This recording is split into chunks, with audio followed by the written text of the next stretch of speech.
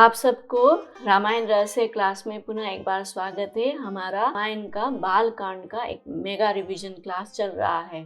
तो कल हमने हाफ पोर्शन कवर कर लिया था। अब आज बाकी का जो पोर्शन है बाल कांड का उसको हम कवर करेंगे।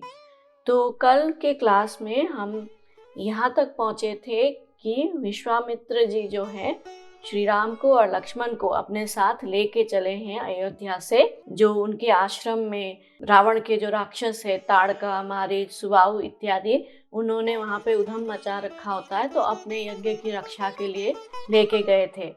और फिर राम ने भी ताड़का को मारा, मारीच को 100 योजन दूर फेंका और सुबाहु को भी मारा। फिर उसके बाद विश्वामित्र जी ने श्री राम को सारे मंत्र इत्यादि दिव्य अस्त्र शस्त्र सब प्रदान किए। मिथिला में धनुष यज्ञ होने वाला है राजा जनक के दरबार में, ये सुन के उसमें भाग लेने के लिए अब आगे बढ़े हैं। नदी के बगल में आए हैं और वहाँ पे उन्होंने विश्वामित्र जी ने अपनी जो हिस्ट्री है वो सुनाई थी और कैसे उनकी जो बहन थी सत्यवती ऋषि ऋचि के पत्नी थी, तो सती होने के कारण वो फिर पति के पीछे पीछे सशरीर स्वर्ग चली गई थी और उस स्वर्ग से वो कौशिकी नदी के रूप में पुनः धरती पे अवतरित हुई थी। ये एक रोचक कहानी सुनाया और बोले कि मैं यानी विश्वामित्र वहाँ पे कौशिकी नदी के तट पर हिमालय पे ही उनका आश्रम है। तो जब उन्होंने अपनी ये हिस्ट्री सुनाई और वहाँ फिर एक रात रुक के दूसरे दिन वहाँ से गंगा तट पे पहुंचे। अब गंगा जी बड़ी विशाल नदी है, वहाँ उसके तट पे पहुंचे तो गंगा जी में हंस है, सारस है, तो और गंगा जी में सब लोग जानते हैं डॉल्फिन वो भी रहता है। तो बहुत, अब त्रेता युग में गंगा जी की क्या शोभा होगी हम सब लोग कल्पना कर सकते हैं। तो जब उन्होंने वहाँ गंगा के तट पे गए तो सब लोग बहुत प्रसन्न हुए।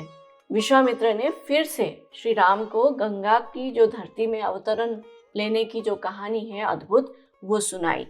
तो कहानी कैसी है कि अयोध्या जहाँ के राजकुमार हैं श्री राम, तो अयोध्या में ही एक बार राजा हुए सगर, यानी कि श्री राम के ही पूर्वज।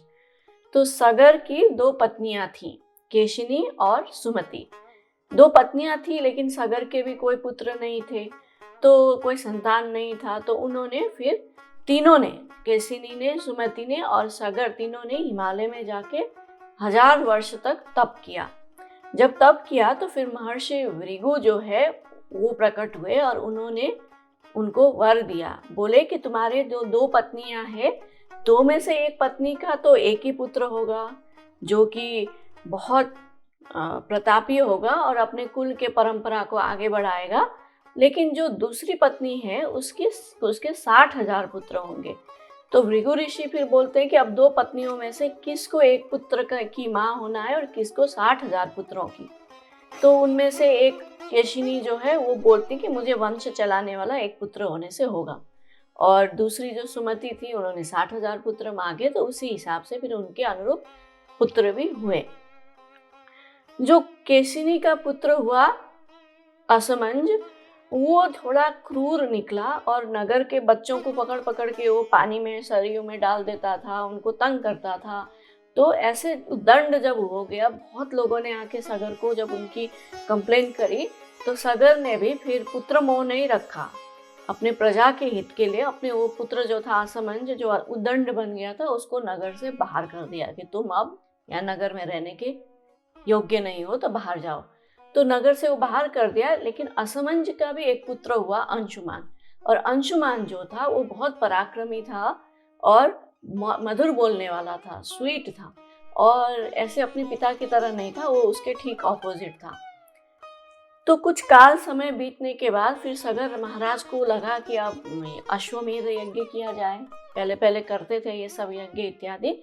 तो यज्ञ जब किया अश्वमेध, तो उसका यज्ञ का घोड़ा होता है, तो यज्ञ के घोड़े को छोड़ दिया जाता है। फिर उसके पीछे पीछे राजा की सैनिक जो है वो सेना जो जाती है, और जहाँ जहाँ घोड़ा पहुँचता है वहाँ का जो नगर, उस नगर के या जनपद के जो राजा है, फिर जिसने यज्ञ किया है उस राजा के सामने सरेंडर करते हैं। तो ऐसा परंपरा था यज्ञ का विधि। तो यज्ञ छोड़ा जाता है और उस यज्ञ घोड़े की रक्षा के लिए अंशुमान जो है सगर का पोता, उसको वो जिम्मा में वो दे दिया जाता है। तो यज्ञ जा रहा है घोड़ा, तो इंद्र तो है, तो इंद्र को लगता है कि अंशुमान जो है यज्ञ करेगा या अश्वमेध, तो इसका फल तो ये होता है कि वो फिर इंद्र पद प्राप्ति होती है। तो उसको घबराहट होती है इंद्र को, तो वो घोड़ा चुरा के ले जाता है। अब घोड़ा चुरा लिया तो फिर यज्ञ कंप्लीट नहीं हो पाता, तो सगर फिर अपने 60,000 जो पुत्र है उनको बोलते हैं कि अब जाके घोड़े को ढूंढो। अंशुमान को अपने साथ रखते हैं यज्ञ में, यज्ञ विधि पे की, क्योंकि उठ के नहीं जा सकते बीच में। यज्ञ का जब अनुष्ठान करके संकल्प करके बैठे हो तो आप यज्ञ कंप्लीट होने से पहले आप उठ नहीं सकते, ऐसा विधान होता है। तो अब अंशुमान को अपने साथ रखते हैं और बाकी 60,000 पुत्रों को बोलते हैं कि तुम जाओ। और उस समय पे बोले कि जो ये पृथ्वी है चारों ओर पानी से घिरी हुई है, यानी कि पृथ्वी एक बड़ा सा द्वीप था उस टाइम। पैंजिया हम बोलते हैं ना, साइंस में जिनको रुचि है उनको पता है कि बहुत खरबों वर्ष पहले बोला जाता है कि पृथ्वी में सारे जो जितने 7 महाद्वीप है वो एक ही थे, फिर बाद में वो अलग अलग हुए और अब फिर भविष्य में वो फिर से एक होगा। तो ये उस समय की बात है। तो बोलते कि पानी से घिरी हुई जो पृथ्वी है उसके कोने कोने को ढूंढो और घोड़े को किसी भी हालत में वो ढूंढ के लाओ। तो पिता की जो आज्ञा है उसको पाकर सगर के पुत्र 60,000 योजन भूमि को खोद डालते, मतलब 60,000 पुत्र एक हजार योजन भूमि को खोदते, चीर फाड़ देते पूरे पृथ्वी को। इतना करने पर भी उनको घोड़ा तो मिलता नहीं, लेकिन जब इतना खोदते हैं, आप सोचिए कि जैसे अभी कहीं पे कोई कंस्ट्रक्शन चल रहा होता है कहीं जंगल में जाके, और बड़े बड़े जेसीबी इत्यादि लाके उसको जब खोदा जाता है तो वहां रह रहे पशु पक्षी सर्प इत्यादि वो सब इधर उधर हो जाते हैं। तो जब पृथ्वी को ही खोद डाला तो जो पृथ्वी में नीचे धरती पे जो रह रहे थे प्राणी, नाग भोग गंधर्व असुर, ये सब जो है वो त्राही त्राही हो जाते हैं और ब्रह्मा जी के पास चले जाते हैं शिकायत करने कि ऐसा ऐसा कर दिया। तो ब्रह्मा जी फिर उन सबको आश्वासन देते हैं कि बोलते हैं कि ये जो धरती है इसकी जो रक्षा करने वाले तो स्वयं भगवान विष्णु है, नारायण लक्ष्मीपति। तो वो विष्णु जो भगवान है वो कपिल मुनि के रूप में आएंगे, अवतार लेंगे और ये जो सगर के बेटे हैं इनको भस्म कर देंगे और पृथ्वी की रक्षा करेंगे, तुम लोग चिंता मत करो करके भेज देते हैं। तो अब इधर फिर वो सगर के पुत्र खोदते हुए चलते हैं लेकिन उनको मिलता नहीं, तो निराश होके फिर वो दोबारा अपने पिता के पास चले जाते हैं कि नहीं मिला घोड़ा। लेकिन सगर बोलता है कि नहीं, फिर से ढूंढना ही पड़ेगा। तो फिर वो चले जाते हैं।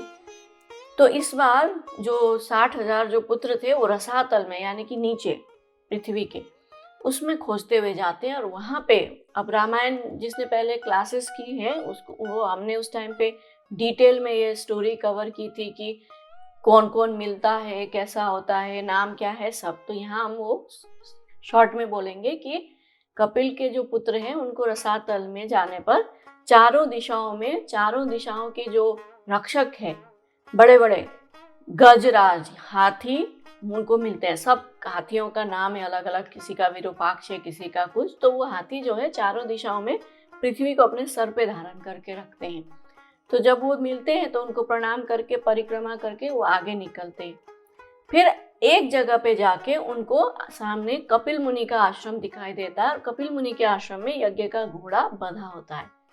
तो ये जो ये सगर के पुत्र थे उनको लगता है कि ये कपिल मुनि ही घोड़े की चोरी करके यहाँ लाए हैं। तो मुनि के ऊपर वो आक्रमण करने के लिए सारे के सारे 60,000 जो राजकुमार थे टूट पड़ते हैं और कपिल मुनि को भी क्रोध आ जाता है। तो वो जब आंख खोल के देखते हैं तो 60,000 वहीं के वहीं भस्म हो जाते हैं। अब बात खत्म हो गई, घोड़ा वहीं पे है और जो ढूंढने आए थे वो भस्म हो गए। फिर काफी समय बीतता है। अब इधर सगर सोच रहे हैं कि मेरे पुत्र कहाँ चले गए, अब तो घोड़ा भी गया और पुत्र भी गए। फिर असमंज को भी भेजते हैं अंशुमान को, अपने पौत्र को, कि जाके चाचाओं को ढूंढो। फिर अंशुमान ऐसे ही करते करते वहीं पहुंचता है कपिल के सामने और देखता है कि वहाँ तो राख पड़ी हुई, राख की ढेर। अब 60,000 लोगों की राख की ढेर की तो पहाड़ बनी हुई है। तो फिर उस समय पे गरुड़ जी जो हैं वो प्रकट होते हैं और अंशुमान को सारा वृत्तांत तो सुनाते हैं। फिर बोलते हैं कि ये जो सागर के पुत्र है, अब वहाँ पे उनको श्राद्ध तर्पण करना है तो पानी नहीं है, जल नहीं है। तो गरुड़ जी बोलते हैं कि अब इनकी मुक्ति तो तभी होगी जब तुम गंगा जी को धरती पर लाओगे, स्वर्ग में है, और उनके जल से इनकी जो श्राद्ध तर्पण जलांजलि इत्यादि देना दोगे तभी इनकी मुक्ति होगी। तो अपने चाचाओं के मुक्ति के लिए फिर भगीरथ वापस लौटते हैं। सगर सोचते हैं कि कैसे लाएं, सोचते सोचते ही उनको उपाय नहीं सूझता तो वैसे उनके प्राण चले जाते हैं। फिर सगर के बाद अंशुमान तप करने लगते हैं, गंगा जी को लाने के लिए सफल नहीं होते। अंशुमान का बेटा होता है दिलीप, दिलीप तप करता है, दिलीप से भी नहीं हो पाता। फिर दिलीप का भी पुत्र होता है भगीरथ, यानी कि 3 जनरेशंस ट्राई करते हैं। अब उस समय त्रेता युग में आपको पता है, कल हमने बताया था कि राजा दशरथ की आयु जो थी 60,000 वर्ष थी। तो ये तो त्रेता युग से भी पहले की कहानी है, सत्ययुग की। तो उस समय तो और कितने कितने उम्र होती थी लोगों के। तो सोचिए 3 जनरेशन जब बीत गए, मतलब हजारों करोड़ों वर्ष बीत गए ट्राई करते करते, लेकिन सफल नहीं हुए। फिर भी भगीरथ ने छोड़ा नहीं और घोर तप किया। और अब सब जानते हैं कि अंत में गंगा जी जो है वो अवतरित हुई धरती पर। तो ये कहानी भी हमने बहुत डिटेल में कवर कर लिया था कि कैसे वो शिव जी उनके जटा में गंगा जी को बेग को धारण करते हैं और आती हैं, ये सब इत्यादि। तो अब गंगा अवतरण की कथा जब सुनाते हैं और उस रात को सब लोग, विश्वामित्र जी, राम लक्ष्मण और बाकी जो उनके साथ मुनि आए थे, वो वहीं पे सो जाते हैं। आगे बढ़े तो मिथिला में अब प्रवेश कर लिए। तो अब जैसे कोई भी कंट्री में हम नगर में या जगह पे हम जाते हैं तो पहले थोड़े थोड़े बस्ती शुरू होने लगती है ना, एकदम से शहर नहीं आता है। तो ऐसे जब मिथिला में प्रवेश किए तो मिथिला में ही एक जगह पे आश्रम में वो पहुंचते हैं सब, जो कि बहुत सुंदर आश्रम है। तो राम फिर से पूछते हैं ये कौन सा आश्रम है, किसका है।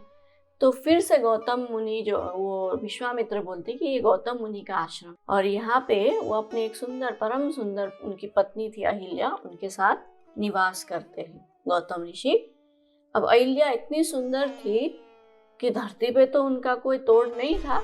इवन इंद्र जो था स्वर्ग का राजा, वो भी उनके ऊपर मोहित हो गया और एक दिन वो गौतम ऋषि का रूप लेके अहिल्या को वो छल करने आया और वो छल लेता है, लेकिन पकड़ा जाता है। तो गौतम ऋषि जो है इंद्र को श्राप दे देते हैं।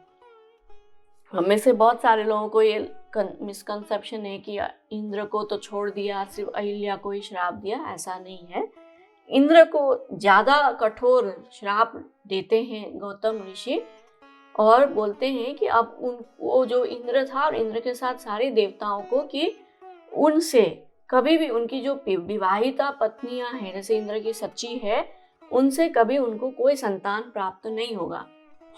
और फिर अहिल्या को भी गौतम ऋषि बोलते हैं, क्योंकि वो उसके मन मैला था, अपवित्र हो गई थी, तो बोलते हैं कि अब तुम यहाँ पे यहीं रह के तप करोगी, साधना करोगी, अपना अंतःकरण शुद्ध करोगी। तो उसके लिए क्या बोले कि 1000 वर्षों तक सारे समस्त प्राणियों से अदृश्य, मतलब किसी को वो दिखेंगी नहीं, अदृश्य होकर इसी जगह पे तुम तपस्या करो, हवा पीकर उपवास करो, कष्ट उठाओ और राख में पड़ी रहो। जब ऐसे घोर तप तुम करोगी तो एक दिन राम आएंगे और इस वन में पदार्पण करेंगे।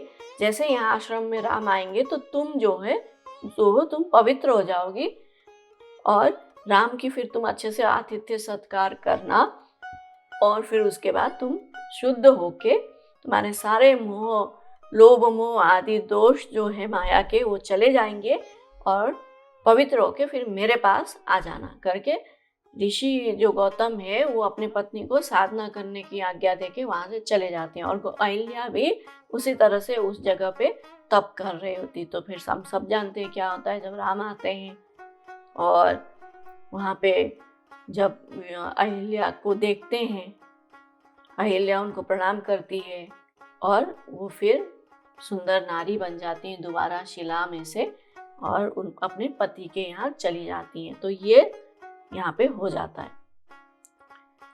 फिर अब अहिल्या का उद्धार भी हो गया और वहां से अब नगर में पहुंचते हैं, मिथिला में, नगर जनकपुरी में। और जब पता चलता है सबको कि विश्वामित्र जी आए हैं तो जनक महाराज भी आते हैं अपने जो पुरोहित है सतानंद जी को लेके, और बड़े चाव से उनको खुश होके आदर सत्कार करके लेके जाते हैं। फिर जब देखते हैं जनक महाराज की ये विश्वामित्र जी के साथ 2 राजकुमार भी आए हैं, बहुत सुंदर, तो देखते ही रह जाते हैं कौन है इतने सुंदर। और फिर पूछते हैं कौन है, तो विश्वामित्र जी भी सब बताते हैं कि ये दशरथ के पुत्र हैं और ऐसा ऐसा ऐसा ऐसा, एक दूसरे का स्टोरी बता देते हैं, एक दूसरे को इंट्रोड्यूस करते हैं। और फिर उसके बाद अब विश्वामित्र मुनि थे तो नगर में, राजभवन में तो नहीं निवास करेंगे, तो जनकपुरी में जनक महाराज के नगर में तो बहुत सुंदर सुंदर बाग बगीचे हैं। तो एक बगीचे में एक सुंदर सा कॉटेज जैसा आप समझ सकते हैं बना हुआ है, वहाँ पे सबका ठहरने का व्यवस्था हो जाता है। तो राम लक्ष्मण भी गुरु के साथ वहीं रुक जाते हैं।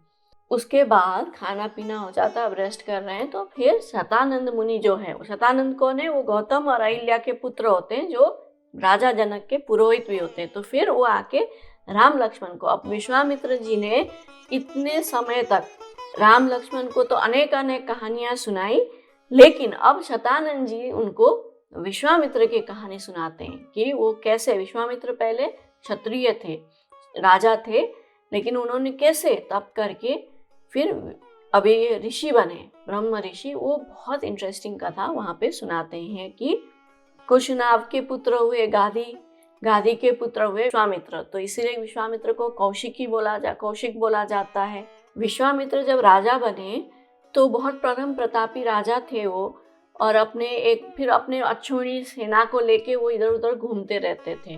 तो राजा थे, क्षत्रिय थे, तो उनमें थोड़ा क्षत्रिय होने का बल अहंकार भी था, और महापुरुष तो बने नहीं थे। तो अपने ऐसे सैनिकों को लेके इधर उधर घूमते थे, देश दुनिया को जीतते थे, जो भी अच्छी चीज मिली वो लेके आते थे, हर लेते थे, ऐसा था। तो ऐसे घूमते घूमते घूमते एक बार वो एक बहुत ही सुंदर आश्रम में पहुंचते हैं। इतने सुंदर आश्रम कि उनको देख के जो इंद्र की जो नगरी है अमरावती, वो भी उसके सामने फीका पड़ जाए, ऐसा। और इतनी शांत आश्रम, वहाँ पे मृग इत्यादि भरे पड़े थे, हंस थे, और वहाँ जाके सबका जो मन है एकदम शांत हो जाता था। और सारे तपस्वी लोग, मुनि लोग वहाँ बैठ के तप कर रहे हैं, कोई अग्नि ये यज्ञ इत्यादि कर रहे हैं। तो ऐसा एक पवित्र जगह पे वहाँ पहुँचते हैं। तो आश्रम होता है वशिष्ठ मुनि के। तो जब वशिष्ठ मुनि को पता चलता है कि विश्वामित्र आए हैं, वो तो राजा हैं, तो बड़े आदर से उनका स्वागत करते हैं। फिर दोनों बैठ के काफ़ी देर तक बातचीत करते हैं। और तो विश्वामित्र जब जाने लगे हैं तो उस समय वशिष्ठ उनको रोक लेते हैं, बोलते कि नहीं महाराज, आप आए हैं तो एक रात्रि के लिए रह जाइए, आतिथ्य मेरे को करने दीजिए कि आप सबको मैं खिलाना पिलाना चाहता हूँ। तो विश्वामित्र पहले सोचते हैं कि मुनि है, ऋषि बेचारे, उनके पास, और मेरा तो इतना अक्षौहिणी सेना लेके मैं आया हूँ, कैसे खिलाएंगे। सभ्यता के लिए, कर्टसी के लिए बोल दिए, लेकिन मुझे मना कर देना चाहिए, तो मना करते। लेकिन विश्वामित्र जी, वशिष्ठ जो हैं, वो बोलते कि नहीं नहीं कीजिए। तो ठीक है, ओके कर देते हैं। तो तभी वशिष्ठ उनके आश्रम में एक कामधेनु गाय होती है, शबला, उनको बुलाते हैं। और देखते ही देखते शबला जो है विभिन्न प्रकार के भोजन इत्यादि वहाँ पे प्रकट कर देती है। तो जब विश्वामित्र ये चमत्कार देखते हैं तो उनके मन में लालच आ जाती है कि ये कैसे, ये गाय जो है ये तपस्वियों के पास रहने के लिए नहीं है, ये तो मेरे जैसे राजा के पास होना चाहिए, तो मैं इनको लेना चाहता हूँ, बोल के वो वशिष्ठ को मांगते हैं। लेकिन वशिष्ठ जो हैं वो मना कर देते हैं कि क्यों दूँ, ये बेचारी गाय जो है वो मेरी रक्षा, मेरी आश्रित है, और इनकी वजह से तो मेरा आश्रम चल रहा है, इतने सारे यहाँ पे लोग सब रहते हैं, तो उनके लिए खाने पीने का व्यवस्था सब वो तो उनसे हुई है, हो रहा है पूर्ति, तो अगर मैं दे दूंगा तुमको तो मैं क्या करूंगा, तो देते नहीं। तो इसी बात को लेके दोनों में फिर जो है युद्ध छिड़ जाता है। और कई बार अभी डिटेल में बताया गया है कि कई बार जो विश्वामित्र और वशिष्ठ में लड़ाई होती है, तो पहले तो उनकी अक्षौहिणी सेना से लड़ते हैं, वशिष्ठ उनको भी परास्त कर देते। फिर विश्वामित्र को लगता है कि नहीं नहीं, कुछ मेरे को दिव्य अस्त्र इत्यादि चाहिए, तो जाके घोर तप करते हैं, शिव जी से वो सारे अस्त्र शस्त्र इत्यादि जो इकट्ठा करके लाते हैं, जो कि अभी उन्होंने राम को दे दिया है। तो लाके जब वो अस्त्र शस्त्र लेके विश्वामित्र के सामने प्रहार करते हैं तो उसका कोई असर ही नहीं होता वशिष्ठ के ऊपर। तो वशिष्ठ अब इधर से विश्वामित्र अनेक अनेक अस्त्र फेंके, इंद्र अस्त्र, पाशुपत अस्त्र, ये अस्त्र वो अस्त्र, और इधर वशिष्ठ जो है केवल एक अपना ब्रह्म दंड, जो ब्राह्मणों के पास एक डंडा होता है, वो लेके खड़े रहे और वो डंडा ऐसे आगे करने पर ही वो सारे उसके अस्त्र फेल हो जाते थे विश्वामित्र के। तो अंत में विश्वामित्र ने ब्रह्मास्त्र भी प्रयोग किया, लेकिन ब्रह्मास्त्र का भी कोई असर नहीं हुआ, ब्रह्मदंड से वो भी क्षीण हो गया।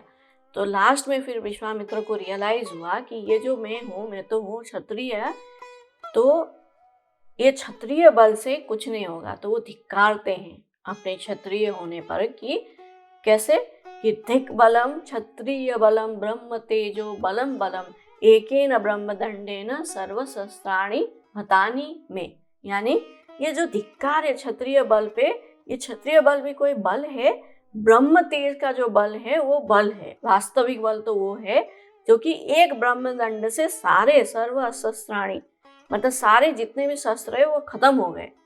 तो इसलिए मेरा क्षत्रिय होने पर मेरे क्षत्रिय बल पे धिक्कार है। अब जो है, अब आगे ये सब कुछ नहीं, अब मैं ब्रह्म बल को ही प्राप्त करके ही रहूंगा। ऐसा सोचकर विश्वामित्र जो है घोर तप करने के लिए जाते हैं और हजारों वर्ष तक हिमालय पर तप करते हैं। और ब्रह्मा जी प्रकट होकर उनको राजर्षि ऋषि करके पुकारते हैं। अब राजऋषि से तो उनको बनना नहीं था, उनको तो ब्रह्म ऋषि बनना है। खुश नहीं होते, फिर तप करने जाते हैं। तो उसी समय पे इक्ष्वाकु कुल में ही एक राजा हुए त्रिशंकु। तो त्रिशंकु जो थे वो उनको था कि मैं अब पहले राजाओं लोग बैठ के ये सब अश्वमेध यज्ञ, ये यज्ञ वो यज्ञ किया करते थे। तो इन्होंने भी बहुत सारे यज्ञ इत्यादि कर लिए, सब पुण्य कर लिया, सब प्रकार से संपन्न हो गए। तो अब इनको लगा कि अब ऐसा कुछ करना चाहिए कि ये जो शरीर है इसके रहते इसके साथ ही मैं स्वर्ग में जाऊं। तो उनका तर्क ये था कि ये जितने भी मैंने यहाँ पे यज्ञ किए, जो भी पुण्य किए, दान किए, सब किए, तो ये मैंने अपने शरीर से तो किया, मेरे हाथ से किया, मेरे इंद्रियों से किया। तो जब सारा पुण्य कर्म करने में मेरे जो शरीर है, जो मेरा इंद्रिय है, इसने मुझे साथ दिया, सहयोग दिया, तो जब मैं मरूंगा, स्वर्ग जाऊंगा, स्वर्ग का सुख भोगूंगा, तो उस समय फिर मेरे ये जो इंद्रिय हैं जिनके कारण मैंने वो पुण्य किया, तो ये इंद्रिय तो नहीं रहेंगे, शरीर तो मुझे ये छोड़ के जाना पड़ेगा। तो ऐसा क्यों? ये तो थोड़े अन्याय है। तो जिन पुण्य कर्म करने के लिए मेरे शरीर ने मुझे साथ दिया, तो मुझे वो शरीर को भी स्वर्ग ले जाके उसको भी सुख दिलाना है। तो ये सोच के वो अपने गुरु जो वशिष्ठ है उनके पास पहुंचते हैं, बोलते हैं कि गुरुदेव ऐसा ऐसा है, आप कीजिए कुछ कि मैं इस शरीर के साथ स्वर्ग जाऊं। तो गुरु वशिष्ठ बोलते कि असंभव है, ऐसा नहीं हो सकता।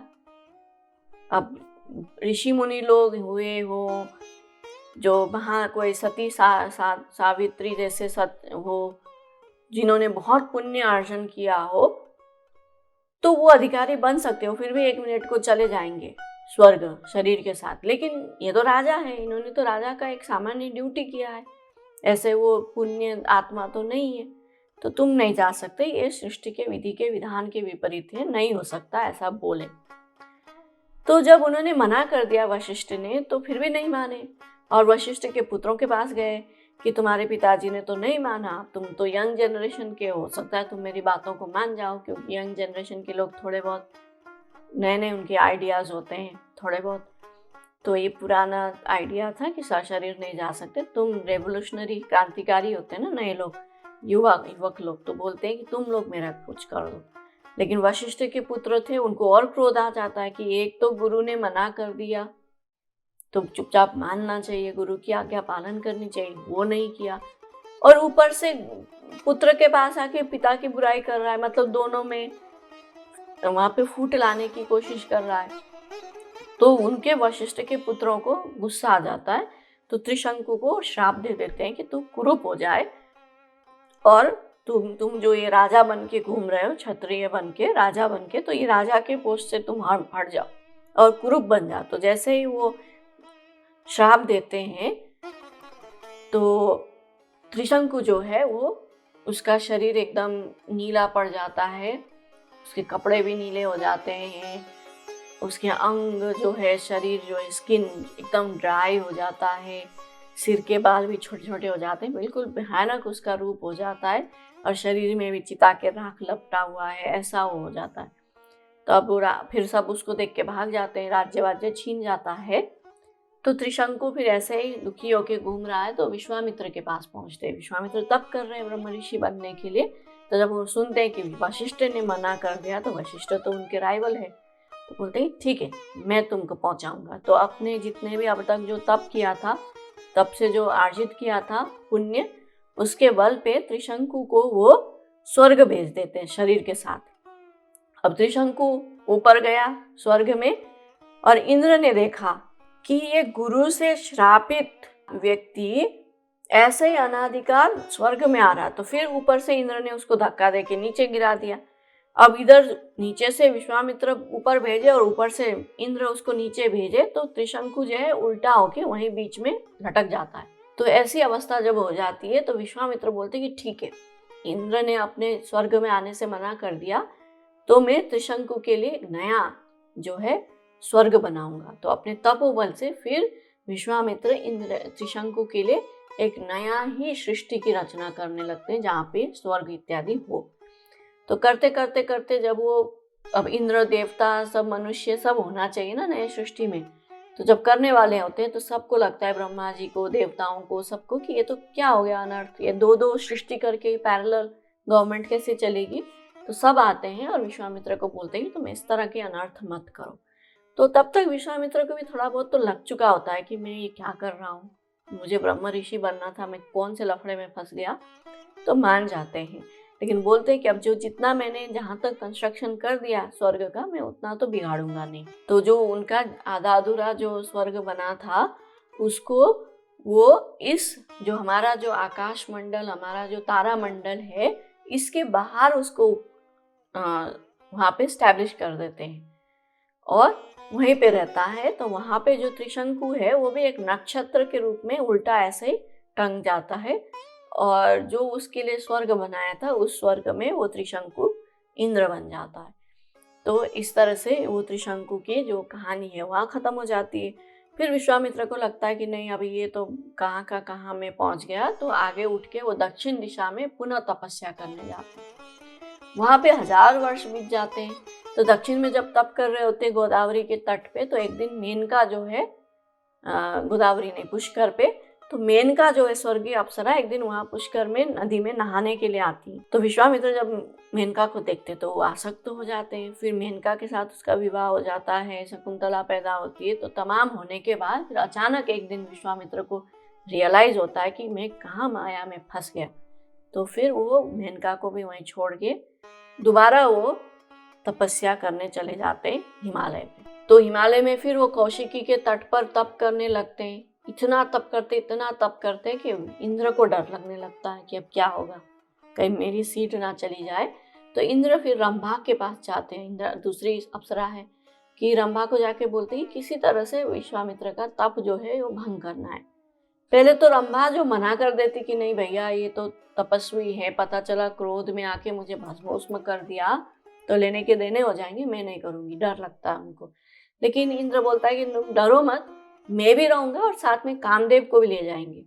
कामदेव साथ में रहेगा ना तो आसान हो जाएगा काम। तो कैसे कैसे रंभा मान जाती हैं और विश्वामित्र के सामने चली जाती हैं, अपने हाव भाव से उनको रिझाने का कोशिश करती है। लेकिन विश्वामित्र जब आँख खोल के देखते हैं रंभा को तो क्रोधित हो जाते हैं और वहाँ पे उसको पत्थर की शिला बना देते हैं। अब क्रोधित हो चाहे मोहित हो, है तो दोनों माया के विकार। तो विश्वामित्र का जो तप है फिर से भंग हो जाता है, इंद्र का काम तो बन गया।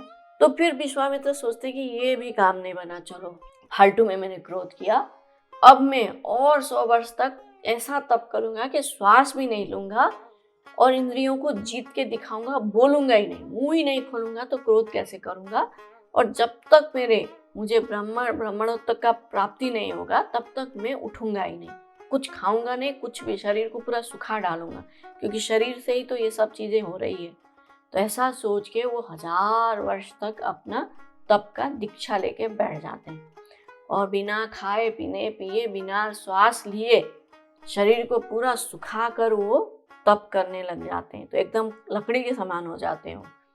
ऐसा जब घोर तप करते हैं तो और अब तप खत्म हो गया और लास्ट डे अपना व्रत अनुष्ठान पूरा करके अब विश्वामित्र जो है अपना यज्ञ का फल जो है रूपी अन्न उसको खाने वाले होते हैं कि इंद्र तभी ब्राह्मण का वेश धारण करके आके वो अन्न भिक्षा में मांग लेता है। तो विश्वामित्र को पता तो चल जाता है कि इंद्र है और मेरा तप भंग करने के लिए आया है, लेकिन इस बार उनको क्रोध नहीं आता क्योंकि अब उन्होंने वो सब पार कर लिया इतना तप करके। तो फिर वो दे देते हैं और दोबारा तप करने लग जाते हैं। तो अब की बार जो तप करते हैं तो उनके जो सिर में से धुआं निकलता है, इतना तपोबल उनका तप अर्जित करते हैं। तो जब धुआं निकलता तो पूरी सृष्टि में अंधेरा छा जाता है धुआं से। फिर तब वही इंद्र, वही सब देवता लोग जिन्होंने अभी तक विघ्न डाला था, वही सब जाके ब्रह्मा जी को बोलते हैं, प्रार्थना करते हैं कि ब्रह्मा जी अब ये तो विश्वामित्र है, इन्होंने ऐसे तप कर डाली है, अब इनके मन में ये सब उन्होंने भस्म कर डाला, जो भी माया के जो थे काम क्रोध इत्यादि अब नहीं है। अब आप इनके ऊपर कृपा कर लीजिए और इनको आप जो ये चाहते हैं वो दे दीजिए। तो ठीक है, फिर इंद्र ने जब सिफारिश कर लिया तो ब्रह्मा जी ने भी देखा कि हाँ हो गया है सचमुच। तो फिर ब्रह्मा जी प्रकट होते हैं और सीधा उनको ब्रह्म ऋषि बोल के संबोधित करते, मांगना भी नहीं पड़ता विश्वामित्र को, सीधा वो बोलते हैं ब्रह्म ऋषि उठो, बोलते हैं तुमको क्या चाहिए मांगो। तो विश्वामित्र फिर उठते हैं और बोलते हैं कि मुझे आप ओमकार, वषटकार और 4 वेद और धनुर्वेद, ये सब जो विद्याएं होती जो ब्राह्मणों के पास होता है, ओमकार आपको पता है, वषटकार मतलब जो यज्ञ इत्यादि हवन इत्यादि करते हैं तो ब्राह्मण लोग वो मंत्र उच्चारण करते हैं, तो वो ब्राह्मणों के पास होती है वो सब मंत्र, तो वो उनको मिल जाता है। और 4 वेद और धनुर्विद्या भी मांगते हैं। और फिर बोलते हैं कि ये जो वशिष्ठ हैं उनके राइवल, कि वशिष्ठ खुद आके स्वयं मुझे ब्रह्म ऋषि का उपाधि प्रदान करेंगे तो मैं मानूंगा। तो वशिष्ठ फिर प्रकट हो जाते हैं वहीं पे, और वशिष्ठ भी सहर्ष विश्वामित्र को ब्रह्म ऋषि करके बुलाते हैं और उनको ऐसे ब्रह्मा जी की कृपा से, वशिष्ठ की कृपा से विश्वामित्र को ब्रह्म ऋषि का पद मिल जाता है। यानी वो क्षत्रिय कुल में पैदा हुए थे लेकिन अपने कर्म के कारण वो ब्रह्म ऋषि बन जाते हैं। तो अब ये कहानी अद्भुत सुनाने के बाद दूसरे दिन फिर यज्ञ, अब इधर जनक महाराज के यहाँ पे यज्ञ का धनुष यज्ञ होने वाला होता है, तो वहाँ पे चले जाते हैं। फिर विश्वामित्र फिर राम को बताते हैं कि ये धनुष जो शिव जी का धनुष है दिव्य, वो कहाँ कैसे इनके पास आ गया, जनक महाराज के पास। तो बोलते कि जनक के जो पूर्वज हैं निमि, जो इस कुल के भी सबसे बड़े हैं, तो निमि के जो सबसे बड़े पुत्र होते थे देवरात।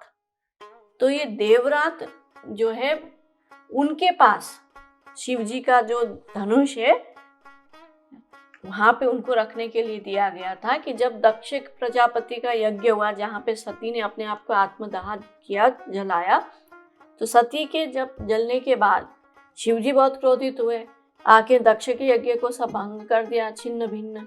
फिर उसी समय शिव जी क्रोधित होके अपना धनुष निकाले और बोले देवताओं को देख के कि तुम ये यज्ञ का जो किया दक्ष ने, मैं इसका भाग प्राप्त करना चाहता था लेकिन मुझे तुम लोगों ने दिया नहीं, देवताओं को भी बोले, तो अब इसलिए ये धनुष को मैंने निकाला है, अब मैं तुम सबको मार डालूंगा, तुम सबके जो मस्तक है मैं काट डालूंगा। तो जब शिवजी ने इतना अब सोचिए रुद्र, शिवजी खुद इतना क्रोधित होके वहां पे धनुष लेके खड़े होंगे तो देवताओं की क्या हाल हुई होगी। तो देवता लोग घबरा जाते हैं और बहुत प्रकार से शिवजी की स्तुति करते हैं। फिर अब शिवजी तो फिर भोले बाबा भी हैं तो खुश हो जाते हैं एंड में, तो बोलते हैं कि चलो ठीक है मान जाता हूँ, तो अब नहीं करूँगा, लेकिन ये धनुष तो मैंने निकाल लिया है, इसका क्या करें। तो फिर वो देवताओं को धनुष दे देते हैं और फिर सती की जो जली हुई शव है उसको उठा के वो चले जाते हैं शिवजी तो अपने। तो अब देवताओं के पास वो धनुष आ जाता है, तो देवता लोग फिर ये देवरात जो है निमि के पुत्र, जनक के पूर्वज, उनको ये भगवान शंकर की जो दिव्य धनुष थी वो धरोहर के रूप में रखने के लिए दे देते। तो ऐसे वो धनुष वहां पे जनक के पास थी।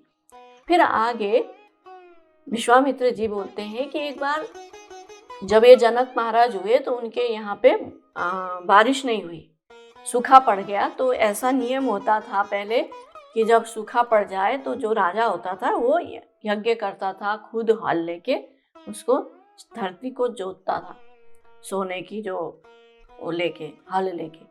तो राजा दशरथ भी वही करने गए।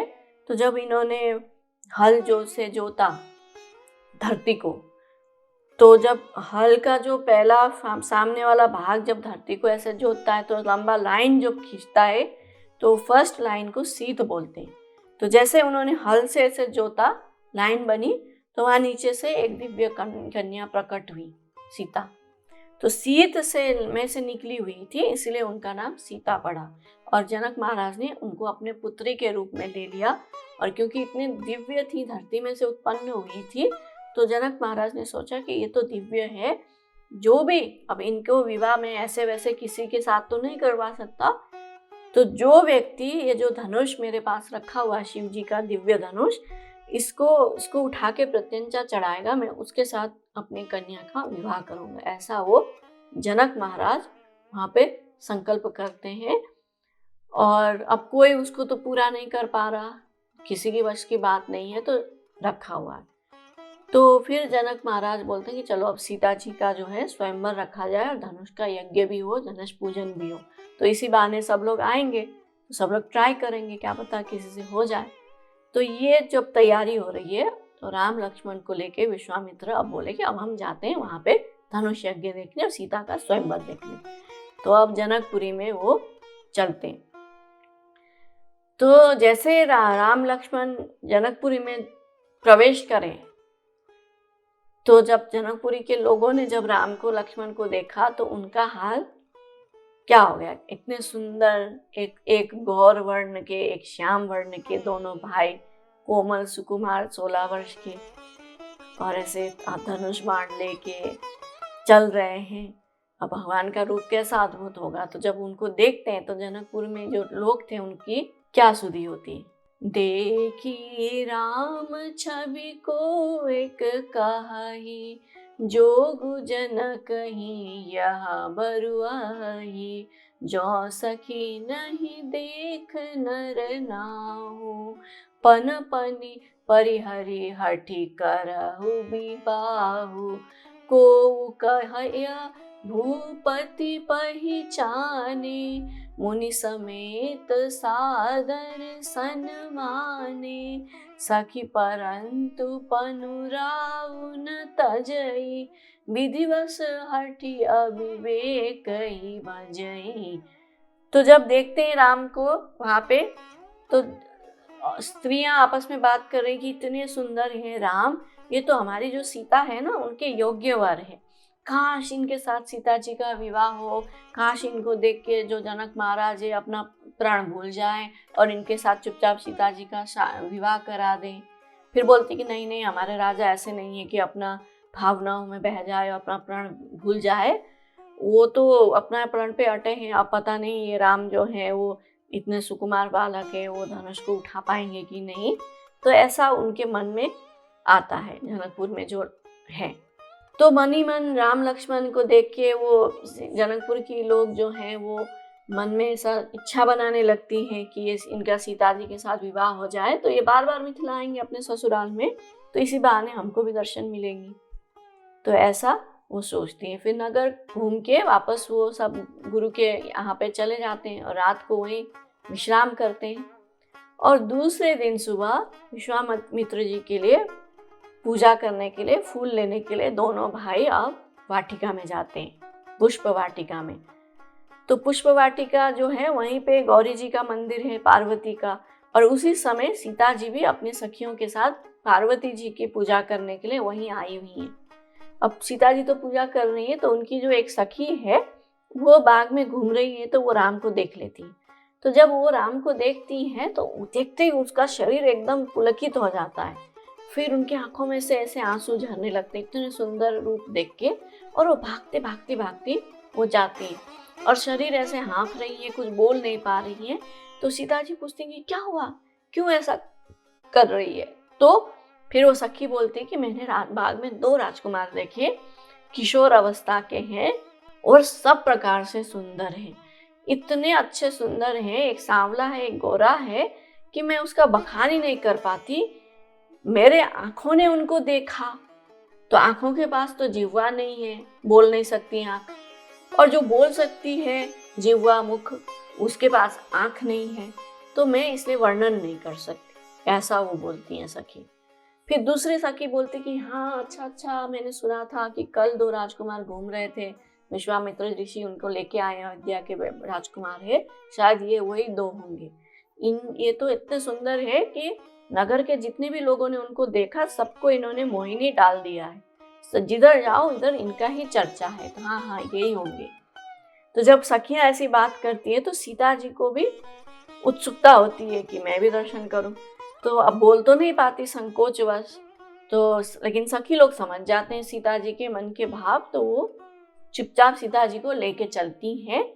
और सीता जी जब आ रही हैं बगीचे में, तो उन्होंने जो गहने पहन रखेंगे, कंकण किंकिनी इत्यादि, उनकी जो धुनी है वो राम के कानों में पहले पहुंचती है। सीता जी तो उनको बाद में दिखाई देती हैं, लेकिन पहले उनका ध्वनि पहुंचती है जैसे, और राम को सुनाई देता है। तो क्या होता है राम की हालत कि कंकन किंकिनी नुपुर धुनि सुनी, कहत लखन सन राम हृदय गुनी, मानहु मदन दुंदुभि दीनी, मनसा विश्व विजय कहाँ कीनी, अस कहि फिर चितयति ओरा, सिय सुख शशि भय नयन चकोरा, भय विलोचन चारु अंचल, मनहु सकुचि निमित जे दिगंचल। तो जब राम ने इसको सुना धुनी को, तो राम लक्ष्मण को कह रहे हैं कि लक्ष्मण ये कैसी धुनी है जिसको सुन के ऐसा लगता है जैसे कामदेव ने अपना बाण छोड़ लिया हो। फिर राम जो है फिर कर वो धुनी की ओर, ध्वनि जहाँ से आ रही वहाँ मुड़ के देखते हैं, तो उनको सीता जी का दर्शन हो जाता है। तो जैसे राम की नज़र सीता जी के मुख पे पड़ती है, तो वो वहीं पे एकदम टक हो जाते हैं, सुधी बुद्धि उनकी स्थिर हो जाते हैं, उनका नयन वहीं अटक जाता है, और अब वो देखने लगे। अब सीता जी की शोभा देख के राम को बहुत सुख मिलता है, और हृदय भर में मन ही मन सीता जी का रूप माधुरी का वो बखान वर्णन करने लगते हैं, मन में, मुख से नहीं बोलते कुछ, मन में। और ऐसे शोभा, उनकी अनुपम रूप उन्होंने ब्रह्मा जी ने दी है सीता जी की, कि सोचते हैं कि सारे जितनी भी संसार में जितना भी अच्छी अच्छी सुंदर सुंदर चीजें हैं, उन सब को समेट कर सीता जी में डाल दिया।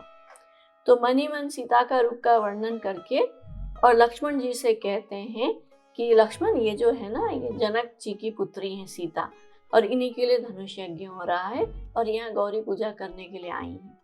राम ऐसे बोलते हैं। फिर आगे बोलते हैं, अपने मन की दशा अपने भाई के सामने खोल देते हैं कि इनकी अलौकिक सुंदरता देखकर जो मेरा मन है ना, स्वभाव से ही जो मेरा पवित्र है, प्योर मेरा मन है, वो थोड़ा इधर उधर डोल रहा है। अब इसका कारण क्या है वो तो ब्रह्मा विधाता जाने, लेकिन देखो मेरा जो राइट हैंड का जो दाहिना अंग है वो भी फड़क रहा है, मतलब कुछ अच्छा होने वाला है।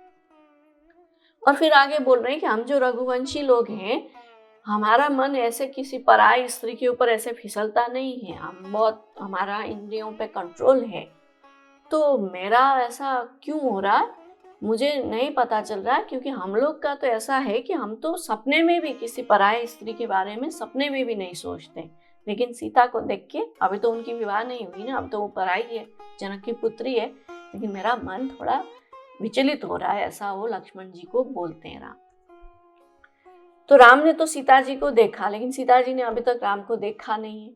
तभी सखियां जो है सीता जी को ऐसे लाके अपने लताओं के ओट में से राम को दिखा देती हैं। तो जब राम लक्ष्मण को सीता जी देखती हैं, तो सीता जी का भी वही हाल होता है, उनका शरीर एकदम बेकाबू हो जाता है नेत्रों से। फिर अच्छे से राम को देखती हैं और अपने आंखों को बंद कर लेती हैं, यानी राम की छवि को अपने हृदय में रख के अपना नेत्रों को बंद कर देती हैं कि अब ये निकल ना पाए, तो ऐसे ध्यान में लग जाती हैं। तो जब सखियों ने देखा कि ये सीता जी तो ध्यान में चली गई, अब यहाँ थोड़ी ना ऐसे चलेगा, तो फिर थोड़ा उनको झकझकाती हैं। तो फिर सीता जी को बोलते हैं कि चलो चलो अब तो जाने का टाइम होगा, कल फिर आएंगे, करके ऐसे ले जाती हैं। अब सीता जी भी लगता है कि अब हाँ चलना चाहिए, तो जा रही है, लेकिन पीछे पीछे जाते समय भी मुड़ मुड़ के देख रहे हैं कि ये बोल के कि देखो कितना अच्छा मृग है, कितनी अच्छी पक्षी है, ऐसा मृग का वृक्षों का बहाना दे के, उनको देखने के बहाने से वो पीछे मुड़ के राम को देखती हुई वो आगे बढ़ रही हैं। फिर उनको लगता है कि अभी राम जो हैं इतने सुकुमार हैं, कहीं मेरे पिता ने जो प्रतिज्ञा कर रखा है शिव धनुष तोड़ने का वो कैसे तोड़ेंगे, ये सोच के सीता जी को थोड़ा दुख होता है। फिर सोचते हैं नहीं नहीं नहीं, राम तो फिर इतना ताड़का वाड़का को मारा है तो कर लेंगे, फिर खुश होती हैं। तो ये चल रहा है सीता जी के मन में दुविधा। फिर वो सोचती हैं कि चलो मैं गौरी जी से, मतलब पार्वती जी से प्रार्थना करती हूँ। तो पुनः फिर पार्वती जी के मंदिर में जाके वो प्रार्थना करती हैं कि मेरे मनोरथ को आप भली भांति जानती है। अब सीता जी है ना, मर्यादा में रहती हैं, तो मन से बोलती नहीं मुख से कि मुझे वो पति रूप में दे दो, बोलती हैं कि माँ तुम तो जानती हो, सबके हृदय में तुम रहती हो, तो मैं क्या चाहती हूँ और तुम भली भांति जानती हो, इसलिए मैं अपने मुख से नहीं बोलूँगी। तो अब मुझे उनकी, ऐसा बोल के वो पार्वती जी का चरण पकड़ लेती, कुछ आगे बोलती नहीं। तो पार्वती जी भी समझ जाती है, तो खुश होके अपने गले में जो उनका माला था वो गिरा देती है, जो कि सीता जी के सिर पे गले पे आ जाती, यानी उनको प्रसाद मिल गई। और सीता जी बहुत खुश होती हैं, धारण कर लेती हैं वो माला को। तो गौरी जी जो हैं, पार्वती जी, वहीं प्रकट होकर बोलती हैं कि सीता, मेरी अच्छी जो वचन है, आशीर्वाद है, तुम सुनो कि जो तुम्हारा मन की जो कामना है ना वो पूरी हो जाएगी, और जिसमें तुम्हारा मन का अनुराग हुआ है वही तुमको वर के रूप में मिलेगा। यानी पार्वती जी ने उनको बोल दिया कि राम तुमको अच्छे लगे हैं तो अब राम तुमको मिल जाएंगे। तो क्या होता है, ये छंद सबको पता है, आरती के बाद सब गाते हैं कि मन जाहि राचेहु मिलिहि सोबरु, सहज सुंदर सावरो, करुणा निधान सुजान सिलु, सनेहु जानत रावरो, यही भांति गौरी असीस सुनि सिया, सहित ही हर्षियाली, तुलसी भवानी पूजी पुनि पुनि, मुदित मन मंदिर चली। तो जब पार्वती जी ने ऐसा वर दिया तो वो खुश होके वो चली गई। और दूसरा दिन क्या हुआ, स्वयंवर हुआ। फिर सब राम और लक्ष्मण जो है वो चले गए, आए जनक के सभा में जहाँ पे धनुष रखा हुआ है।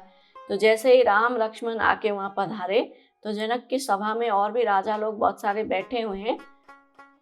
तो सब ने राम को देखा, जनक ने भी देखा, जनक की जो पत्नी थी सुनैना उन्होंने भी देखा, सारे लोगों ने देखा। तो जैसे राम को देखा, फिर वो जो फेमस, हमको सब पता है, ये गाते हैं महाराज जी भी, स्वामी जी कई बार प्रवचन में बोले, जिनके रही भावना जैसी प्रभु मूर्ति, तिन देखी तैसी।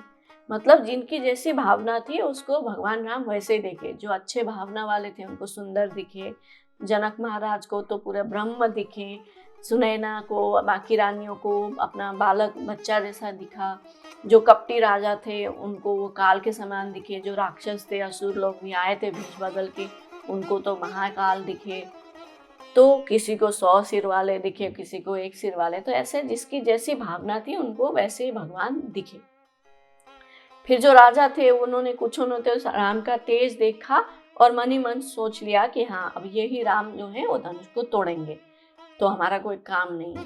तो ऐसा सोच के कुछ राजा तो पहले ही खिसक गए कि अब यहाँ क्या बेइज्जती कराएंगे अपना सोच के। कुछ अविवेकी राजा थे, वो सोचने लगे अगर इसने धनुष तोड़ भी दिया तो हम सीता को ऐसे ही उसके साथ विवाह करने नहीं देंगे, हम युद्ध करेंगे। और कुछ धर्मात्मा राजा थे, मन ही मन सोच रहे कि तुम क्या युद्ध करोगे इनके साथ, अब तुम तो चुपचाप भगवान की लीला देखो, ये तो जगत पिता है और सीता जी जगत जननी है।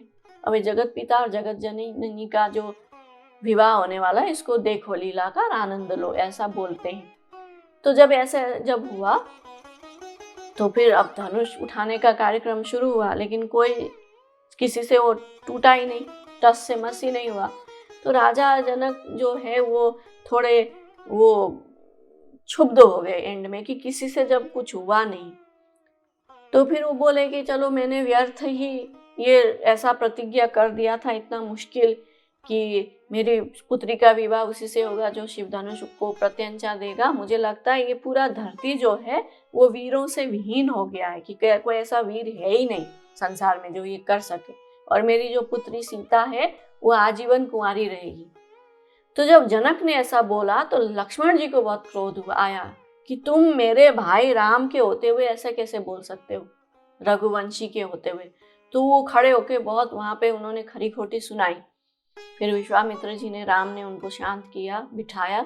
फिर गुरु ने, विश्वामित्र ने राम को इशारा किया कि जाओ अब तोड़ो।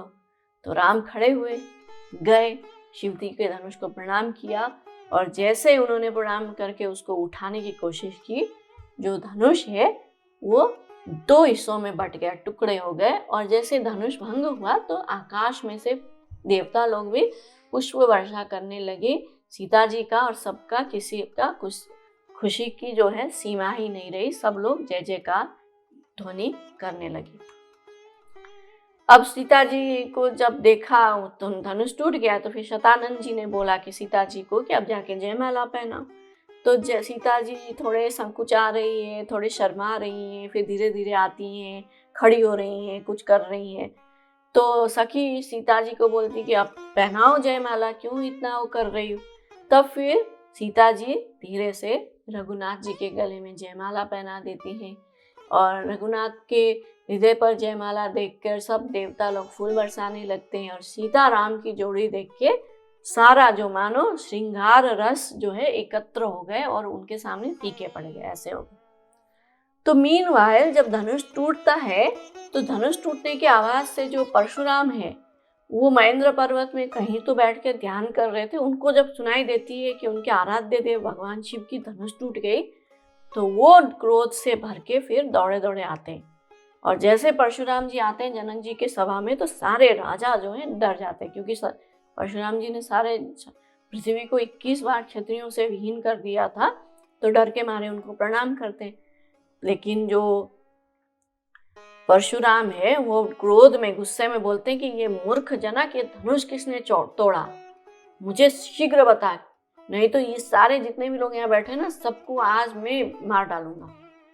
तो जब क्रोधित होकर परशुराम ऐसा बोलते तो राम बड़े विनम्रता से खड़े होकर बोलते हैं कि प्रभु आपका कोई दास ही होगा जो ये धनुष तोड़ेगा। तो जब राम ऐसा बोलते तो परशुराम को कोई असर नहीं होता, और क्रोधित होते हैं और इधर उधर जाके बहुत कुछ बोलते हैं।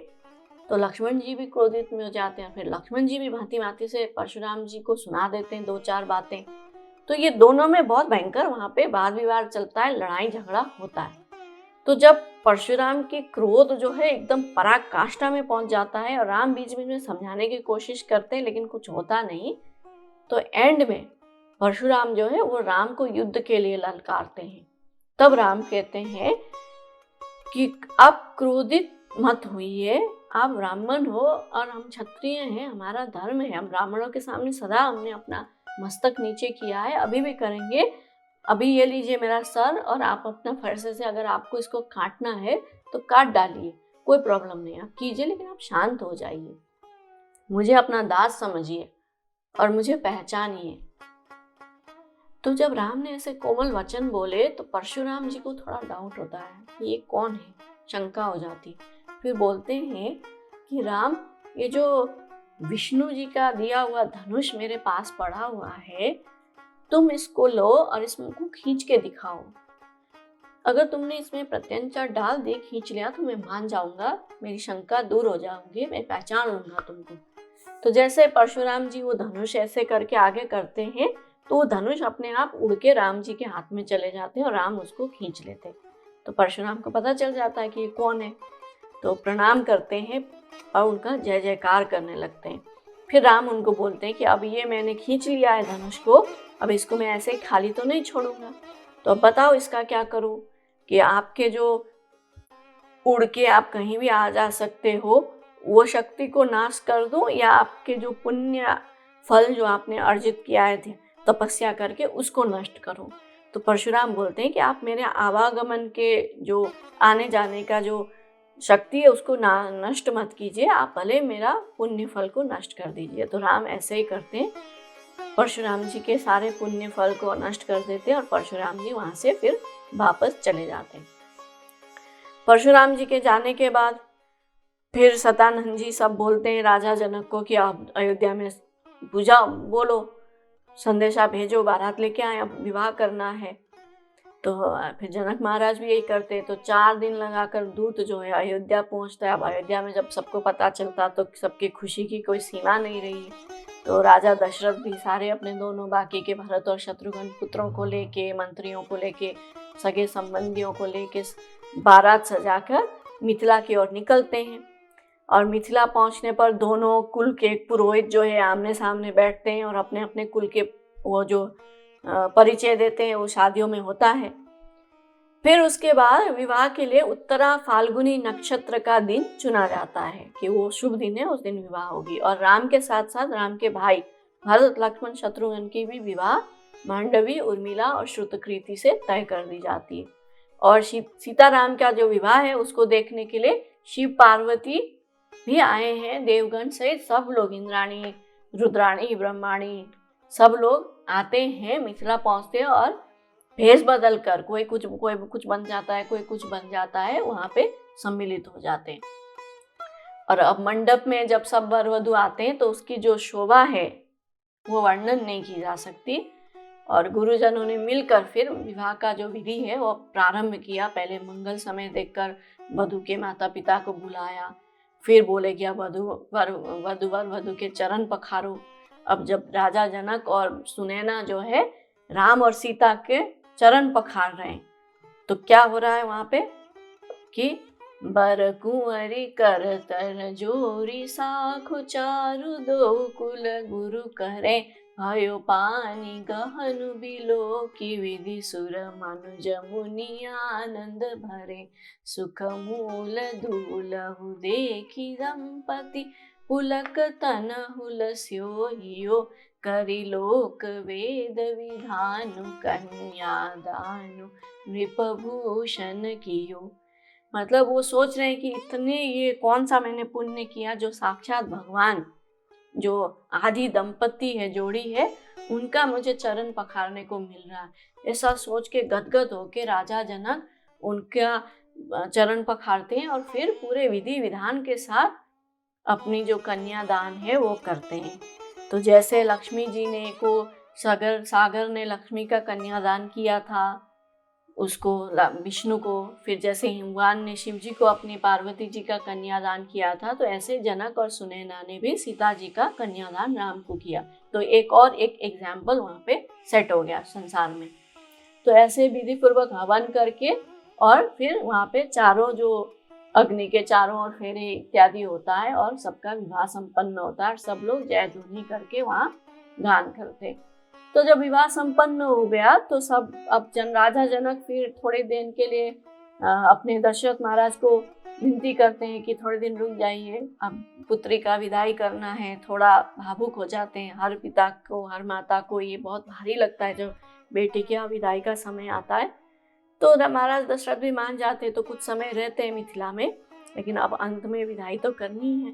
तो बड़े भावुक होके भारी हृदय से फिर सब वधुओं को विदा कर देते हैं और महाराज दशरथ अपने चारों पुत्रों को, पुत्र वधुओं को साथ में लेके अयोध्या वापस आते हैं। तो फिर अयोध्या में जो है धूमधाम से उनके स्वागत होते हैं कि अयोध्या बिल्कुल ऐसे स्वर्ग के जैसे सजाया गया है, बल्कि स्वर्ग से भी अच्छा।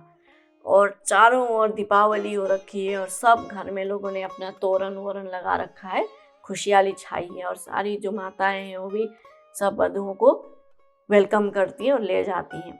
इस तरह से राम का सीता का विवाह संपन्न होता है। तो लास्ट में तुलसीदास जी बोल रहे, निज गिरा पावन करन कारण राम जसु तुलसी कहो रघुवीर चरित अपार बारिधि पारु कवि कोने लयो उपवीत ब्याह उछाह मंगल सुनिज सादर गावही बैदेही राम प्रसाद ते जन सर्वदा सुख पावही। तो बोल रहे हैं कि अपनी वाणी को पवित्र करने के लिए तुलसी ने राम का यश कहा है, नहीं तो राम के चरित्र को तो अपार समुद्र के समान है, उसको मैं कैसे गा सकता हूँ, उसको कैसे बोल सकता हूँ। और जो राम का यज्ञ पवित्र हुआ था, उससे लेके विवाह तक के जो भी मंगल जो कार्य हुए, उसका उन उत्सवों का वर्णन करके आदर पूर्वक सुनेंगे, गाएंगे, उन लोगों को श्री राम जानकी और राम जी की कृपा सदा मिलेगी।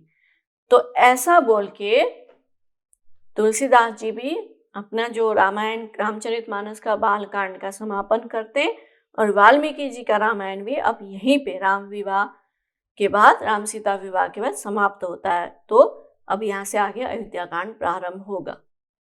तो इसके साथ ही आज का क्लास हम यहीं पे एंड करते हैं। जय श्री राधे और जय श्री राम।